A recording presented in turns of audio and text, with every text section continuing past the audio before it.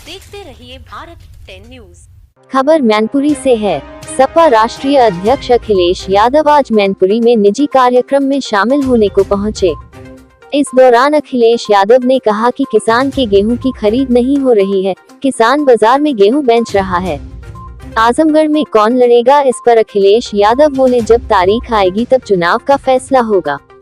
चाचा शिवपाल के सवाल पर बोले कि बीजेपी अगर चाचा को लेना चाहती है तो ले ले जल्दी, अच्छी बात है। आजम खां पर मुकदमों को लेकर अखिलेश यादव बोले कि आज जो सवाल पूछ रहे हैं, जब बीजेपी मुकदमा लगा रही थी तब वो कहां थे? बीजेपी के बड़े नेता कहां थे? कांग्रेस के बड़े नेता कहां थे? जो मुकदमा लगाने वाले हैं उन लोगों के बीच आज बोलने वाले क्यों नहीं गए थे? जो मुकदमा लगा रहे थे उनसे मैंने खुद व्यक्तिगत रूप से बात की थी। मैंने कहा था कि क्यों इतने बड़े नेता को आप परेशान कर रहे हो, लेकिन उनके ऊपर सरकार का दबाव था।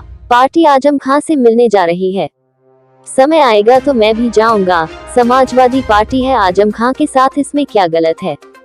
बहुजन समाज पार्टी को लेकर अखिलेश बोले कि बहुजन समाज पार्टी ने वोट दे दिया बीजेपी को, अब इंतजार इस बात का है कि मायावती जी को भाजपा राष्ट्रपति बनाएगी कि नहीं बनाएगी।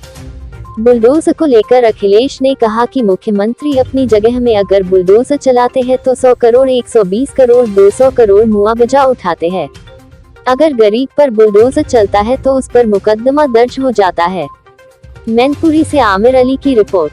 आज कालिदास में जाना चाहिए और मुख्यमंत्री जी से मिल करके कहना चाहिए कि हमें बहुत शर्मिंदा है कि जिस तरीके से 5 साल में आपने सरकार चलाई, पूरी स्वास्थ्य व्यवस्था ध्वस्त कर दी। भैया जी, आजमगढ़ कौन जा रहा है लोकसभा के लिए इस बार? देखिए, सभी को आज़ादी है और बीजेपी ये चाहती है कि आपको नौकरी नहीं मिले, और बीजेपी खुद लाउड स्पीकर बन जाती है जब उसे ध्यान हटाना होता है। तो अध्यक्ष जी, आजमगढ़ और रामपुर कौन जाएगा? महंगाई, रोजगार और हमारे किसानों को सुविधा मिले। आज बताओ, किसानों की खरीद हो रही है, वो तो बाजार में कीमत मिल रही है, इसलिए बाजार में बेचने जा रहा है गेहूँ। बाजार में कीमत मिल रही है, और याद रखना, ये वही कंपनियां खरीद रही हैं।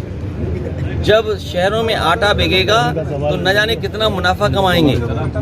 ये जो बड़ी बड़ी कंपनियां हैं प्राइवेट, वो सब गेहूं इकट्ठा कर ले रहे हैं, सरकार गेहूं नहीं ले रही है। इतना रेट। आजमगढ़ और रामपुर से किसे लड़ाएंगे? आजमगढ़ और रामपुर जब तारीख आएगी तो चुनाव का फैसला ही होगा। वहाँ के नेता कार्यकर्ताओं से राय लेंगे। क्या सैफी परिवार का सदस्य होगा उसमें? 4 घंटे बिजली आ रही ये है। आजमगढ़ और साथ है, समाजवादी पार्टी ने पहले दिन से उनके साथ खड़े होकर के जो न्याय मिल सकता है वो न्याय दिया है। आज जो सवाल पूछ रहे हैं उनसे ये पूछना चाहिए, जब बीजेपी मुकदमा लगा रही थी, कांग्रेस मुकदमा लगा रही थी, वो नेता कहाँ थे? बीजेपी के बड़े नेता कहाँ थे? कांग्रेस के बड़े नेता कहाँ थे? और जो मुकदमा लगाने वाले हैं उन लोगों के बीच आज बोलने वाले क्यों नहीं गए थे? बावजूद जो मुकदमा लगा रहे थे, जो मुकदमा लगा रहे थे, उनसे मैंने खुद व्यक्तिगत बात की थी। मैंने कहा, क्यों इतने बड़े नेता को आप परेशान कर रहे हो? लेकिन उनके ऊपर इतना दबाव था सरकार का जिसकी आप कल्पना नहीं कर सकते हैं। जो आज सवाल जवाब पूछ रहे हैं उनसे कहना चाहिए कि जिस समय मुकदमे लगाए जा रहे थे वो लोग कहाँ थे। क्या आप आजम खान से मिलने जाएंगे? पार्टी जा रही है और वो समय आएगा तो उनसे तो वो मिलने मना कर दिया। मैं आपसे कह रहा हूँ, जो सवालों के जवाब है वो दीजिए आप। महंगाई का है कि जवाब के नहीं है? समाजवादी पार्टी है आजम खान साहब के साथ, इसमें क्या गलत है? अध्यक्ष जी, क्या मुकदमे गया था एटा में जो कहा गया था वही बात तो रिपीट की उन्होंने, विभाग भी एक ही है।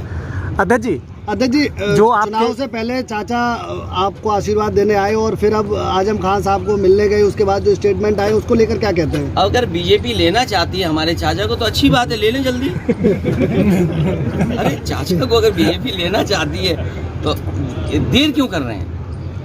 आप खुद सोचिए ना कि बीजेपी के लोग आखिरकार देर क्यों कर रहे हैं? अध्यक्ष जी, आजमगढ़ और रामपुर से किसे प्रत्याशी बनाएंगे? लेट क्यों कर रहे हैं? अध्यक्ष जी, नाराजगी का कारण क्या है? चाचा से आपकी नाराजगी? मुझे नहीं नाराजगी पता, ये बीजेपी बता सकती है कि वो क्यों खुश है। स्वास्थ्य मंत्री सुविधाओं को लेकर ये साथी बहुत अच्छा सवाल पूछ रहा है और मैं साथी से कहूंगा, जो मैं कह रहा हूँ वो टीवी पे चलाए, कंफर्म भारत समाचार पे चलेगा। बुलडोजर चलता है, अगर मुख्यमंत्री जी अपनी जगह बुलडोजर चलाते हैं तो 100 करोड़, 120 करोड़ के 200 करोड़ मुआवजा उठाते हैं। अगर गरीब पर बुलडोजर चलता है तो उसमें मुकदमा दर्ज हो जाता है। मुझे ये बताओ कि अगर मुख्यमंत्री जी खुद अपनी दुकानों पर बुलडोजर चलाएं तो 100 करोड़, 150 करोड़, 200 करोड़ उठा रहे हैं मुआवजा, और आपके घर पे अगर बुलडोजर चला जाए तो हो सकता है जेल हो जाए आपको। ये बहुजन समाज पार्टी ने वोट दे दिया बीजेपी को। अब इंतजार इस बात का है कि भारतीय जनता पार्टी क्या मायावती जी को राष्ट्रपति बनाएंगे कि नहीं बनाएंगे।